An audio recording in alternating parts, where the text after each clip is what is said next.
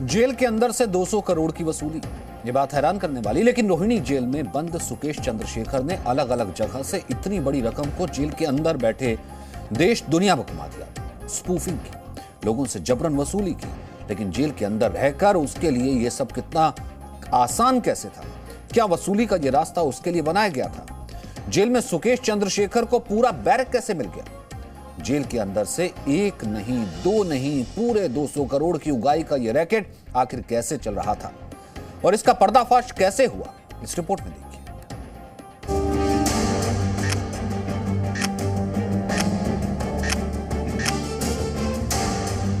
आलीशान घर, बड़ी बड़ी गाड़ियां, महंगी घड़ियां,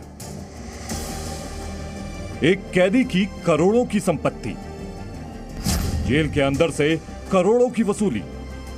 सुनने में अजीब सी बात लगती है, पर्दे के पीछे वसूली का खेल। लेकिन ऐसा कैसे हो सकता है? यही सवाल आपके मन में भी आया होगा।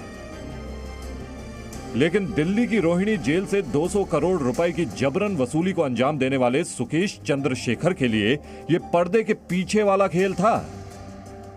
रोहिणी जेल के अंदर की सीसीटीवी तस्वीरें आई हैं। इन तस्वीरों को गौर से देखिए। इनमें सुकेश चंद्रशेखर को साफ देखा जा सकता है। बैरक के अंदर तार पर लटके हुए ये तौलिए ऐसे ही नहीं, बल्कि पूरी प्लानिंग को कैमरे की नजर से बचाने के लिए डाले गए हैं। यहां आपको कई पर्दे दिखाई दे रहे होंगे जो बैरक में लगे सीसीटीवी कैमरों के सामने लगे थे।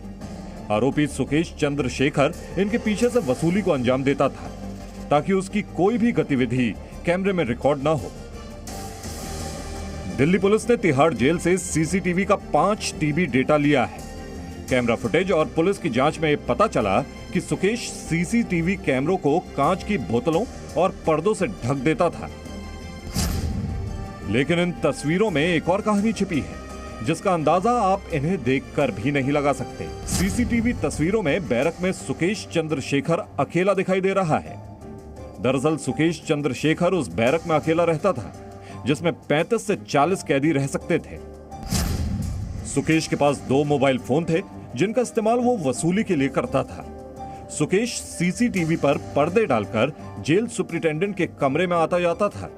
जी, रोहिणी जेल में से पूरा का पूरा एक बैरक अलॉट कर दिया गया था जिसमें 25 से 30 कैदी और रह सकते थे, लेकिन उसको पूरा खाली करा के इसको रखा गया था और वहीं से फिर वो जो है दिन रात अपना मोबाइल फोन का प्रयोग करके और पैसे का एक्सटॉर्शन करता था।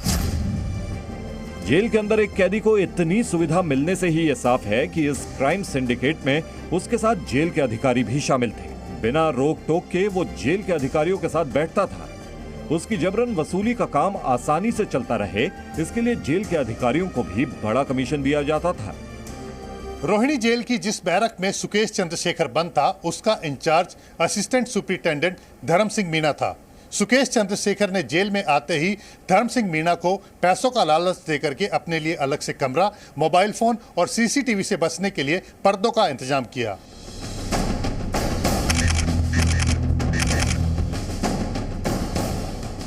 एक कैदी अपने वसूली रैकेट को चलाने के लिए जेल के अधिकारियों को पैसे देता था। बदले में उसे जेल के अंदर से देश दुनिया तक फैले वसूली रैकेट को चलाने की इजाजत मिलती थी। सुकेश चंद्रशेखर के 200 करोड़ के वसूली के मामले में 19 और लोगों को गिरफ्तार किया गया, जिनमें 8 जेल के अधिकारी भी शामिल हैं। जी न्यूज के पास सभी आरोपियों की तस्वीरें मौजूद हैं। आपको बताएंगे कि जेल के अंदर कैसे अधिकारियों ने वसूली के मामले में सुकेश की मदद की। गिरफ्तार किए गए अधिकारियों में जेल सुपरिटेंडेंट शामिल हैं। नाम है सुरेंद्र चंद्र बोरा। इनके अलावा 2 डिप्टी सुपरिटेंडेंट और एक असिस्टेंट सुपरिटेंडेंट प्रकाश चंद को भी गिरफ्तार किया गया है। दिल्ली पुलिस इससे पहले भी 2 जेल अधिकारियों सुभाष बत्रा और धर्म सिंह मीणा को सुकेश चंद्रशेखर के साथ उगाही में शामिल होने के आरोप में गिरफ्तार कर चुकी है। सुकेश चंद्रशेखर के कहने पर असिस्टेंट सुपरिटेंडेंट धर्म सिंह मीणा ने डिप्टी सुपरिटेंडेंट सुभाष बत्रा और सुरेंद्र वोरा को भी अपने साथ इस रैकेट में शामिल कर लिया, जिसके बदले वो सुकेश चंद्रशेखर से हर 2 हफ्तों में 50 लाख रुपए लेकर के खुद के लिए और बाकी जेल अधिकारियों में बांट दिया करता था। पूरे 200 करोड़ की उगाही का मामला जिसमें जेल के भी 8 अधिकारी शामिल थे। अंदाजा लगाइए कि ये सिंडिकेट जेल के बाहर कितना बड़ा और कितने लोग इस क्राइम सिंडिकेट का हिस्सा होंगे? दिल्ली से राजू राज के साथ जितेंद्र शर्मा, जी मीडिया। तो जेल के अंदर इस सिंडिकेट ने सबको हैरान कर दिया। दिल्ली पुलिस 200 करोड़ की उगाही के आरोप में सुकेश चंद्रशेखर के खिलाफ 2 मामले दर्ज कर चुकी है, जिसमें शिवेंद्र मोहन की पत्नी अदिति से 200 करोड़ और मालविंद्र मोहन की पत्नी जापना सिंह से 4 करोड़ की उगाही की गई थी। दोनों मामलों में चार्जशीट दाखिल कर दी गई है। लेकिन यह सब हुआ कैसे? बैरक के अंदर इतनी बड़ी रकम की हेराफेरी कैसे हो रही थी?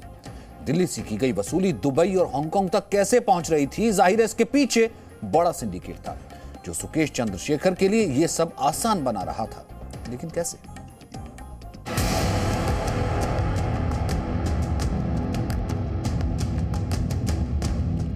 सवाल यह है कि जेल में वसूली का खेल कैसे चल रहा था। 1 साल में जेल में ही बैठे सुकेश ने 200 करोड़ रुपए कैसे कमा लिए? सुकेश जेल के अंदर था तो उस तक इतनी बड़ी रकम कैसे पहुंची? इन सभी सवालों का जवाब दिल्ली पुलिस की चार्जशीट में है, जिसमें तिहाड़ जेल पर खुद पुलिस ऐसे इल्जाम लगा रही है जो बेहद संगीन है। और इस पूरे मामले में जेल के 8 अधिकारियों की मिलीभगत सामने आई है। पुलिस की चार्जशीट के मुताबिक सुकेश चंद्रशेखर 2 पत्ती चुनाव निशान एक पार्टी को इलेक्शन कमीशन से दिलाने के नाम पर 50 करोड़ की उगाही मामले में साल 2017 से दिल्ली की तिहाड़ जेल में बंद था। और वहीं पर उसने शिवेंद्र मोहन की पत्नी से 200 करोड़ की उगाही का प्लान बनाया। इस काम में उसकी मदद यूनिटेक के प्रमोटर संजय चंद्रा ने की, जो बायर्स से धोखाधड़ी के मामले में पहले दिल्ली की तिहाड़ जेल में बंद था, लेकिन बाद में सुप्रीम कोर्ट के आदेश पर मुंबई की जेल में भेजा गया। लेकिन उगाही के खेल को जेल से ऑपरेट करने के लिए सुकेश जेल से बड़े बड़े बिजनेसमैन से संपर्क करने की फिराक में था। और तभी तिहाड़ जेल में सुकेश चंद्रशेखर की शिवेंद्र सिंह और मालविंदर सिंह से मुलाकात हुई। वहीं पर सुकेश को पता लगा कि दोनों किसी भी तरीके से जेल से बाहर आना चाहते हैं। जेल के अंदर ही सुकेश चंद्रशेखर की यूनिटेक के प्रमोटर संजय चंद्रा और अजय चंद्रा से मुलाकात हुई, जिन्होंने दीपक रमानी, जो उसके लिए हवाला का काम करता था, उसकी मुलाकात सुकेश चंद्रशेखर से करवाई, जिसके जरिए सुकेश ने शिवेंद्र और मालविंदर की पत्नी से 200 करोड़ रुपए से ज्यादा की उगाही की। दरअसल दीपक रमानी यूनिटेक के संजय चंद्रा और अजय चंद्रा के लिए काम करता था और उनके हवाला के पैसे अवतार सिंह कोचर और डॉली के जरिए बाहर भिजवाता था। इसी वजह से चंद्रा बंधुओं ने सुकेश की मुलाकात दीपक रमानी से करवाई और अदिति से लिए गए पैसे अवतार सिंह कोचर उर्फ डॉली के जरिए दुबई और हांगकांग में हवाला के जरिए भिजवाए गए। सुकेश जेल से ही अदिति को कोडवर्ड, गाड़ी के आखिरी 4 नंबर, कार के मॉडल और रंग के बारे में जानकारी देता था। फिर उसी कोडवर्ड के जरिए दीपक रमानी और उसके भाई प्रदीप रमानी को ये पैसे अदिति सिंह और जापना सिंह से लिया करता था।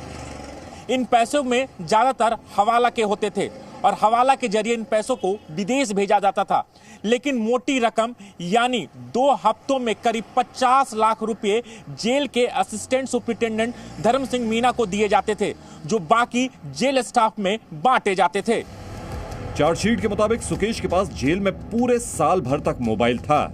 वो जेल में बैठकर ही बाहर के लोगों को चूना लगाता और उनसे पैसे ऐंठता था। साल भर में अकेले जेल में ही बंद एक बिजनेसमैन की पत्नी से उसने करीब 200 करोड़ रुपए वसूले थे। कई बार तो पैसे लेने के लिए उसने जेल के स्टाफ को उन्हीं की गाड़ी में भेजा था। यह वसूली सिंडिकेट यहीं तक सीमित नहीं था, इसके तार माया नगरी के सितारों से भी जुड़े थे। यही नहीं, जेल के अंदर से ही सुकेश बॉलीवुड हस्तियों के संपर्क में था। पुलिस को जांच के दौरान पता चला कि 200 करोड़ को रूट करने में इन बॉलीवुड हस्तियों की मदद ली गई। अब इस मामले में बॉलीवुड की 5 हस्तियां दिल्ली पुलिस के रडार पर हैं, जिनमें से 2 बॉलीवुड अभिनेत्रियां जैकलिन फर्नांडिस और नोरा फतेही से ईडी पूछताछ भी कर चुकी है और आगे भी मामले की जांच में उनकी भूमिका सवालों के घेरे में है। जितेंद्र शर्मा, जी media. Presenting B News app, available on Google Play and App Store. Download it now.